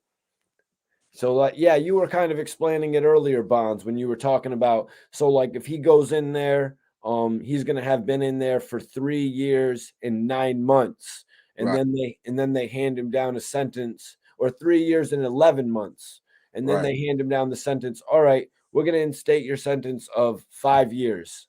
right, And then his lawyer's like, well, Your Honor, Rallo has been locked up for 3 years and 11 months. With right. the state requirements and his good behavior, that should put him at 5 years and 8 months served. So he should be released today. The judge would be like, what would the judge be like? If that time adds up, then yeah. If it adds up to the day, like oh yeah, because when he gets sentenced, it's gonna have a date. That's a certain amount of days, and that gives him a release date. Now, if it's the same day as a date, then all right, then yeah, he get released today. Or if it's tomorrow, then he get released tomorrow, whenever Well, it is. well, Bonds, what do you make of what he's saying, like finally getting a court date? What do you make of him sitting without a court date for so many years? Is it just because they know he's done something wrong, so he has to sit? Well, probably trying to work it out with the prosecution, trying to probably because once once they don't have to press to get the issue in court in front of a judge unless they're gonna do one or two things, unless they're gonna either go to trial or they're gonna just they got a plea deal and then they gotta, what I'm saying, get the judge to approve that and all that. Most of the work is gonna be done between, what I mean, the lawyer and the prosecution. So they gotta figure out they all this time it could be like they could be trying to gather more evidence against him and not trying to give him a good plea and then holding back his due process, getting different, I mean, then getting extensions so they could get more time to do nonsense, then probably using COVID as an excuse. You know Yeah. what I mean? Because they always look at it as the more time they keep you in jail, the easier you'll cop out to a bid. Like, because if you're in jail all this time, you more susceptible to take, like right now, Rallo's more susceptible to take 5 years. Whether if he was home fighting from Bell, he probably wouldn't took nothing. He'd just probably make him fight, you know what I'm saying, the whole time. But now that he is in jail for all these 4 years, now he's more susceptible to take probably 10 years. Because he's like, yeah, it's only 3 more years. So that's why they do shit like that, to keep you in there and make it, you know what I'm saying, rock you to Well, sleep, well, well, essentially. Bonds, it's like with Pooh Shiesty, he was apparently about to go to trial over the whole incident that happened outside of the hotel. Right. He was about to go to trial, and then he got the plea offer to plead guilty to the single firearms conspiracy charge. And he's like, you know what?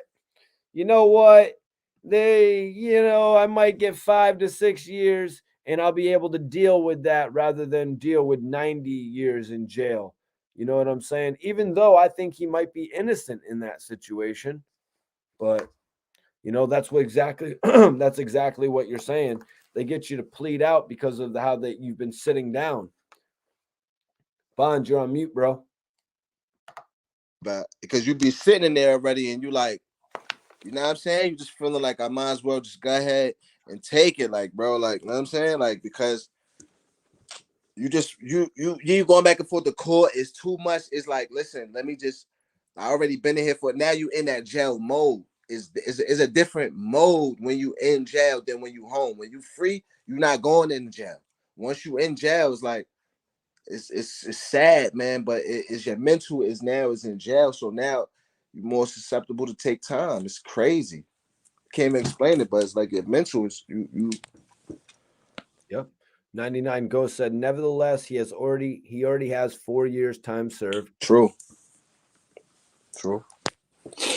March 15th, the real come home. Oh yeah. We'll at least know. We'll at least know at that point in time, hopefully. Colossal the Don tapping in, man. Lone Wolf TV says, Bonds, who is your top 5, dead or alive? Top 5, dead or alive. Gotta say Biggie, Pop. I ain't just saying that like that. That's the era that I really, you know what I'm saying? I really was in tune with them. So they really was great. Like Big had an impeccable flow. You know what I'm saying? Nas is, I'm from Queens, so I ain't gotta get into that. Nas, Jay, Big, Pac, you know, the revolutionary smart dude. And I would say Nas, Big, Jay, Pac. I would say I would have to put Run. I'm gonna say Run from Run DMC. You know what I mean? Also he from Queens, and I just think his swag was ahead of his time and his confidence. I just, you know what I mean? Well, Giovanni, salute Bonds and Mikey T. Major salute to you for Lil True King, Giovanni. You know, man, we're the hip hop guys, man. You know, we come on here, talk hip hop, but we also do our own thing. Bonds is a musician. Bonds makes music. He's been doing it for quite a while, since back to the Smack DVD days. Me, I've been doing interviews since about 2009. You know what I'm saying? Every website you could name, I've been on. Bonds, can you name a website? Name a website? Never mind. Don't do it. You're probably going to name one I haven't been on. allhiphop.com. Oh, salute all hip hop. Salute It's all the hip hop. biggest ones, All Hip Hop, World Star. Best website right there. Then World Star, obviously, for the videos. You know, all hip hop with the dopest news and dopest interviews. World Star, just focusing in on the videos, but also a bunch of other crazy shit, you know. Like they put up one of my first interviews with Freaky Zeke talking about J.R. Ryder needing to get shots in his head because he was going bald and shit, you know, throwing me under the bus a little bit.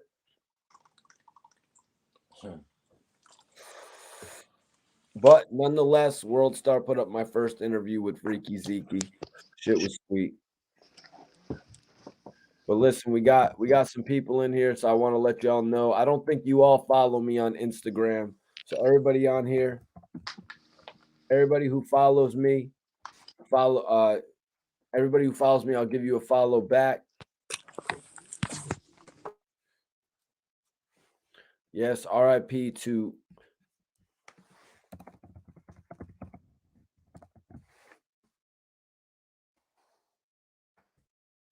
Yes, RIP to the College Kid co-founder Rashawn Autry. College Kid definitely posted a few pieces, maybe only one piece from me back in the day. But major salute to College Kid. They obviously did their thing, man. Bonds, I appreciate you tapping in today, man. I'll catch you on the next episode, bro. Yeah, bro. You already know the vibes, man. Hell yeah, brother. Appreciate you for tapping in today, man. Peace and love to everybody in the chat too, man. Speak to you Look at later, that. bro. It says the new religion on his shirt, man. Everybody tap in. Yeah. Salute, G's. Major appreciation to Bonds for tapping in, man. Had to give y'all an early episode today. Wanted to give y'all an early episode, something hot for the street, man. Appreciate you, PZ, for tapping in. RIP to Dolph, man. I had a couple opportunities to interview Dolph. He was definitely a stand-up dude. Salute to Icebox. I appreciate you subscribing to the channel. And definitely appreciate everybody else. I'm going to drop my interview with PD Crack tonight. So please be looking out for that. My interview with PD Crack is going out tonight. I need y'all to tap in and watch that shit. Matter of fact, I'm gonna drop it at 7 o'clock so y'all can tune in and watch it. Salute.